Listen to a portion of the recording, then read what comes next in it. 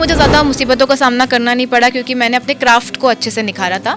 तो भगवान की दया से मुझे जाते साथ ज़्यादा स्ट्रगल नहीं करना पड़ा और मुझे बैक टू बैक काम मिलता गया। पहले जो नाम था वो भी अच्छा था, उसके बाद जिन लोगों की सेंटिमेंट्स जुड़े हुए हैं पृथ्वीराज चौहान जी के साथ, तो उनको लगा कि सम्राट लगना चाहिए। उन्होंने सजेशन दिया, प्रोड्यूसर और डायरेक्टर ने उस सजेशन को अपनाया और लगा दिया, चार चांद लग गए। क्योंकि पृथ्वीराज चौहान चाचा जी तो थे नहीं या बुआ तो थे नहीं किसी के, किसी पर्टिकुलर पॉलिटिकल, पूरे देश के ही थे, पूरे देश के लिए ही लड़ा उन्होंने। तो बहुत ही शर्मनाक बात है और सारी पॉलिटिकल पार्टीज को हमारे महान राजा के ऊपर जो जीवनी आई है उसको सपोर्ट करना चाहिए था, बट सिर्फ एक ही कर रही है। अगर आपको कोई भी डाउट है तो आप जाके बुक पढ़िए पृथ्वीराज रासो। लोगों की बात मत सुनिए, जो लोग इसके बारे में एजेंडा फैलाने की कोशिश कर रहे हैं कि ये फिल्म फेक है या ये सच्चाई पे, सत्यता पे नहीं बेस्ड है। नमस्कार, NBC 24 देख रहे हैं आप। मैं आपके साथ रत्नेश पांडे। अक्षय कुमार की एक फिल्म आई है सम्राट पृथ्वीराज चौहान। पहले इस फिल्म के नाम जो था वो पृथ्वीराज चौहान था, बाद में सम्राट लगा दिया गया। उसकी सेकंड लीड एक्ट्रेस हमारे साथ इस वक्त आप फ्रेम में देख पा रहे होंगे, ऐश्वर्या राज भाकुनी। सही बोला ना? जी बिल्कुल सही। कुछ लोगों को लग रहा था क्योंकि आपके नाम को लेकर के थोड़ी सी मिथ्या लग रही है। अब भाकुनी थोड़ा लोगों को पेचीदा सरनेम लग रहा है, बट बहुत जल्दी वो इस नाम से बहुत वो हो जाएंगे, एक्वांटेंस हो जाएगा उनका इस नाम से। कैसा रहा सफ़र पृथ्वीराज चौहान? बहुत ही अच्छा रहा, बहुत ही मज़ा आया। इतने बड़ी स्टार कास्ट, इतने बड़े प्रोडक्शन हाउस, इतने बड़े बैनर के साथ काम करके, वो भी इतने महान राजा की जीवनी पे काम करते हुए बहुत ही मज़ा आया। कैसा रहा टीवी से फिल्म इंडस्ट्री में आना? टीवी लोग समझते हैं कि छोटे मोटे कलाकार हैं और इतने बड़े बजट की फिल्म में आप काम कर रही हैं, अक्षय कुमार के साथ काम कर रही हैं। अब टीवी वाले छोटे मोटे कलाकार नहीं होते हैं, अगर होते तो शाहरुख खान टीवी से निकल के इतने बड़े सुपरस्टार नहीं बनते, या सुशांत सिंह राजपूत टीवी से निकल के इतने बड़े सुपरस्टार नहीं बनते। तो लेकिन कभी ऐसा भेदभाव हुआ नहीं हमारे साथ सेट पे। हम सबका बहुत ही आदर किया गया, बहुत ही रिस्पेक्टफुली हमारा सेट में सबके साथ बहुत अच्छे से काम हुआ। फिल्म को लेकर के लोगों के बीच में कहीं ना कहीं मिथ्या है, चीज़ों को हिस्टोरिकल या तमाम चीज़ें जो चल रही हैं उस पर आपका क्या है?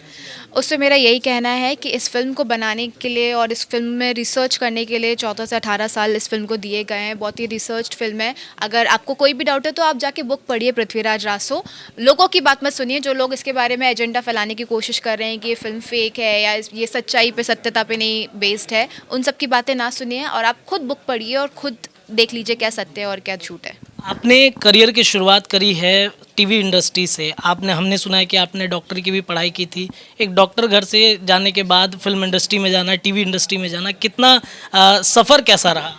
मैंने डॉक्टर की पढ़ाई नहीं, मैंने बीटेक किया था, हाँ, इलेक्ट्रॉनिक्स एंड टेलीकम्युनिकेशन में। और जब मैं बीटेक कर रही थी चेन्नई में, तभी मुझे बहुत सारे मॉडलिंग और एक्टिंग के ऑफर्स आने शुरू हो गए थे, बट उस वक्त मैंने किया नहीं क्योंकि मेरा पढ़ाई पे फोकस था। तो उसके बाद जैसे ही वो ख़त्म हुआ तो मुझे लगा कि मुझे इसी फील्ड में आना चाहिए। क्यों ऐसा लगा आपको कि इस फिल्म में बहुत सारी चीज़ें होती हैं, खास करके लड़कियों को लेकर के बहुत सारी बातें आती हैं, तो आप फिल्म इंडस्ट्री में क्यों? अच्छा खासा आप जॉब भी कर सकती थी। फिल्म इंडस्ट्री इसलिए क्योंकि मुझे ऐसा लगा कि मुझ में एक्टिंग की प्रतिभा है और मैं बहुत अच्छी डांसर भी हूँ और बहुत अच्छी सिंगर भी हूँ। मेरी को करिकुलर एक्टिविटीज़ जो रही है हमेशा से अच्छी रही है, तो मुझे लगा कि इस फील्ड में मैं ज़्यादा अच्छा कर सकती हूँ। मुझसे पढ़ाई और ज़्यादा हो नहीं रही थी।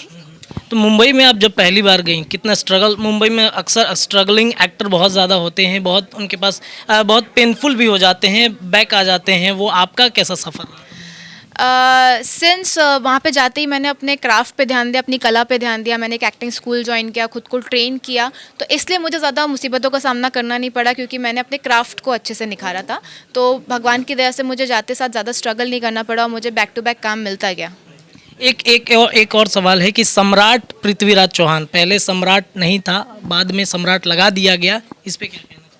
तो जब पृथ्वीराज रासो बनी थी तब वहाँ पे भी लोगों को ऑब्जेक्शन लेना चाहिए था कि सम्राट पृथ्वीराज रासो क्यों नहीं है। तो पहले जो नाम था वो भी अच्छा था, उसके बाद जिन लोगों की सेंटिमेंट्स जुड़े हुए हैं पृथ्वीराज चौहान जी के साथ, तो उनको लगा कि सम्राट लगना चाहिए। उन्होंने सजेशन दिया, प्रोड्यूसर और डायरेक्टर ने उस सजेशन को अपनाया और लगा दिया, चार चांद लग गए। पॉलिटिकल एजेंडा भी बनाया जा रहा है। एक पार्टी जो है इसको सपोर्ट कर रही है, बाकी लोग कह रहे हैं कि ये सिर्फ एक पॉलिटिकल एजेंडा के रूप में।